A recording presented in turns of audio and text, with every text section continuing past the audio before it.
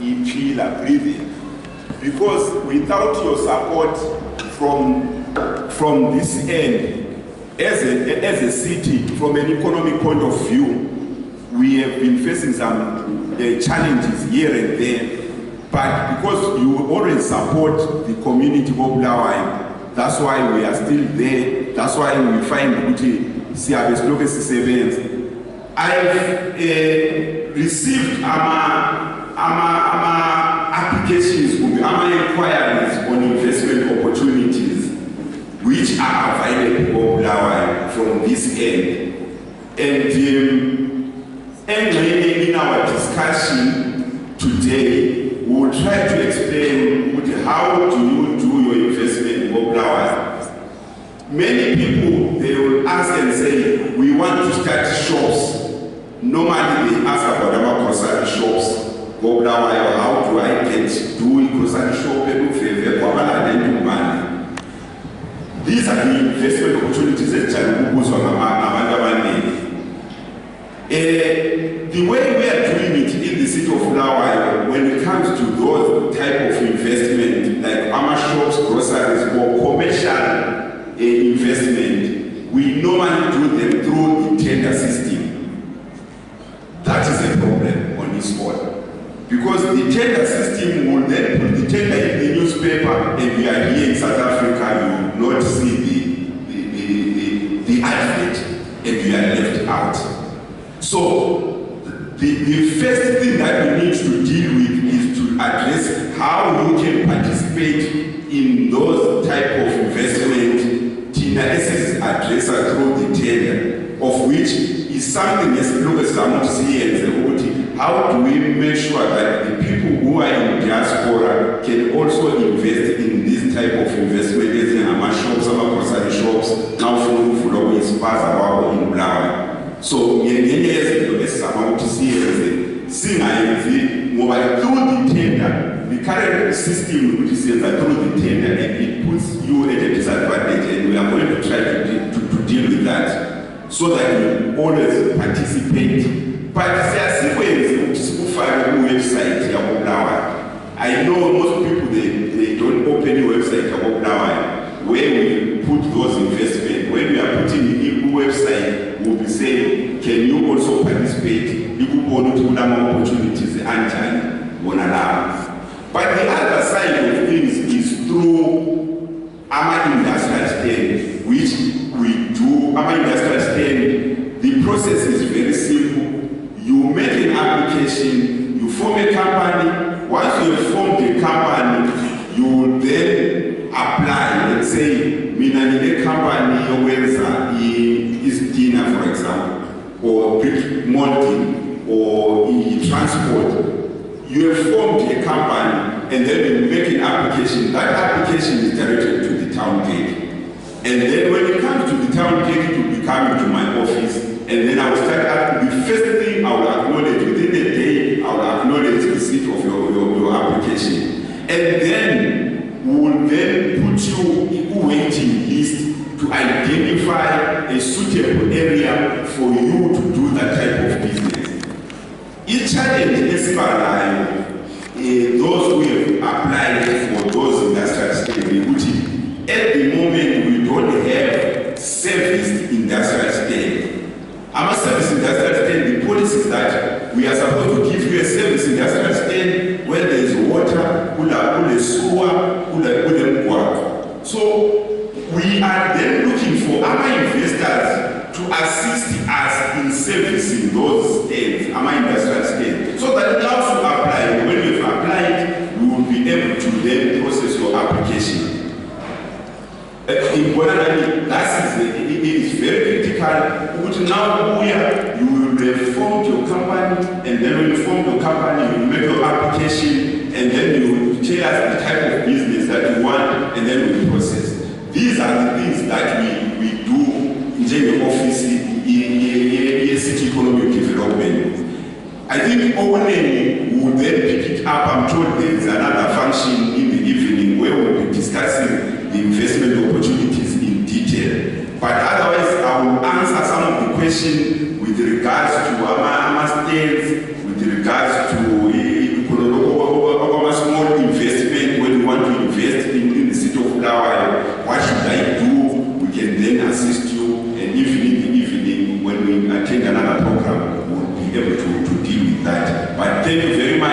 my office is really one of my duties. Job description is to promote investment to the Bulawaians who are in diaspora. So, now to promote investment, I'm still doing my job. I'm very value to interact. We once tried to form an association, a branch in South Africa. We had tried to identify some people who can lead us with you this side, so that we communicate with you and the challenges we discuss. So now that we also have the Joshua Foundation, the Joshua Nkomo Foundation, we'll also talk to them and see how best we can link up with you in terms of investment. Otherwise, thank you very much.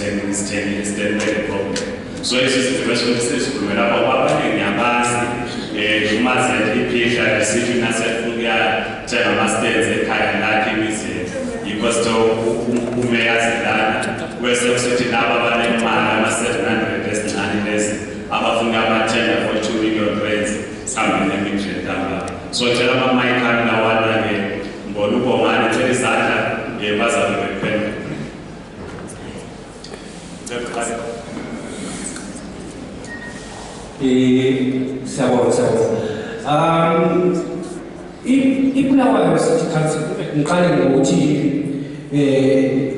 the diaspora community contributes apparently in remittances $1.43 billion apparently. So there's a lot of mechanisms how we remit money in cash in particular. I would cite Mukuru as an example of such a facility. Is it possible that the city can have its own facility that is similar to that, wherein now using that facility, the city can have a way of actually getting some income out of using such a facility, while we remit, then it earns some income there. Is it possible?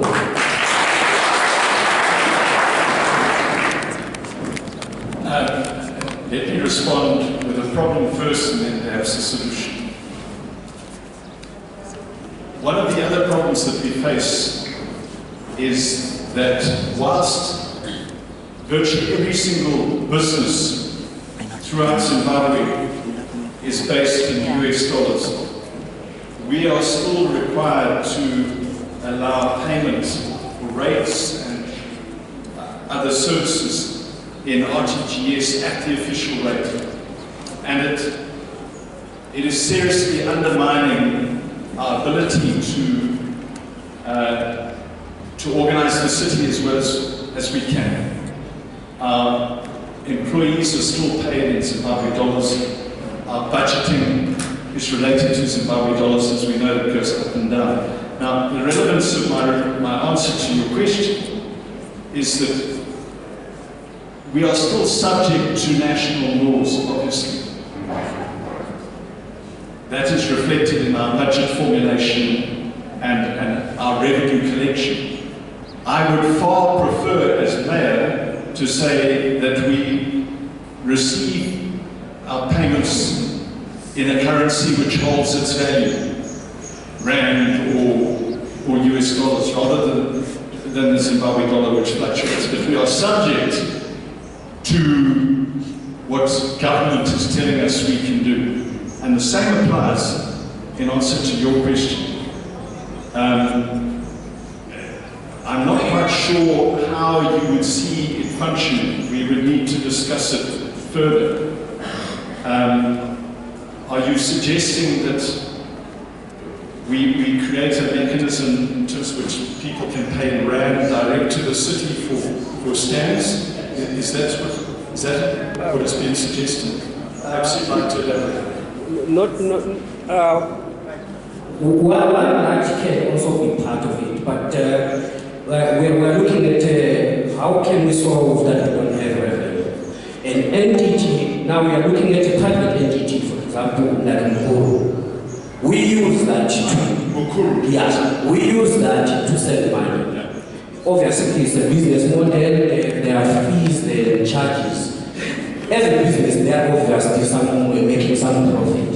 If such a facility there's no restriction in law for the city to create such a facility, besides that we will trust our own facility better, it will also be a business that the city is doing, where those profits are then contributing to how the city can be run. Thank you. That seems so. The first thing to say is that the city obviously isn't a financial institution, never has been, and I doubt whether permission would be given for it to be a financial institution. I've got to be honest with you. I'm not sure that is possible, that the Reserve Bank of Zimbabwe would allow that. However, perhaps we need to be innovative, and I'm just thinking off the top of my head now that if money is generated here and we need services paid, for example, chemicals that need to be paid in South Africa, whether we can't utilize that and then give you equivalent value in Zimbabwe. But I'm speaking off the top of my head. We are noting this. We will see what is possible within the law. But your point is taken. You are generating rands here. You are paying service fees to third parties and getting less value when it arrives home. And is there any way in which we can ensure that instead of those monies going to a third party, that they come for the benefit of the city? It's a very logical suggestion, and thank you. We will look at that and see if there's anything that we can do to make that happen. Thank you.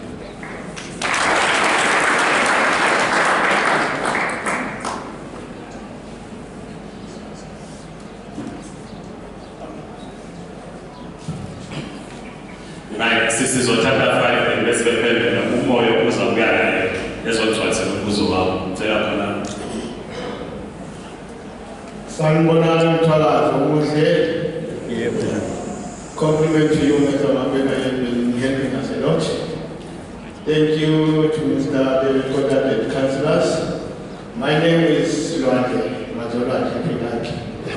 I would like to compliment on you, Mr. David, for your call to contribute that in Bulawayo. We are doing that, especially on social media. You can see us campaigning, donated drum for dustbin. Thank you very much. We are with you on that. My first question to ask you, how will you do with us, as you ask us to invest in Bulawayo? The real problem we have is rental. We can't afford the rental, it's too high. How are you going to deal with it? The second is the reservation of the availability of the space, whether it's stand or business, which we are not getting every time you go there, it's taken. When you come there, it's still empty. The other thing, I think, as Zimbabwe, hit with one blow. To the organization of Joshua Nkomo, we are missing you a lot in Johannesburg. People are suffering, we need your help all over. But what we want most, how are we going to invest when there is no transparency in the banking system? How you and your councillors are you going to address that to give confidence on us to invest? Thank you.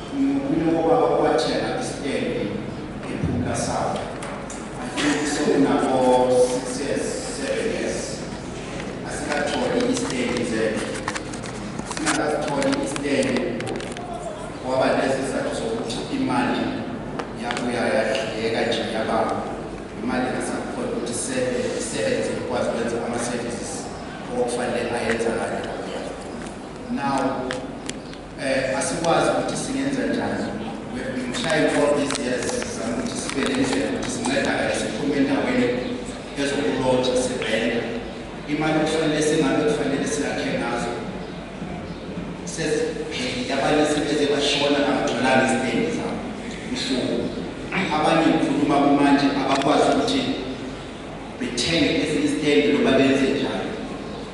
Uba le mali okuthiwa yi-top up kufanele siyi-top up kulezi mali esayikhokhayo almost about imali $600 like mina esami ngasikhokha that was more than $4,000 lenye ngase ngiyikhokha ngawo amakhonti like abaningi bakhokha ngama-rents noma abanye bakhokha ngamakhonti but now sisitakhile asikwazi ukuthi senze njani.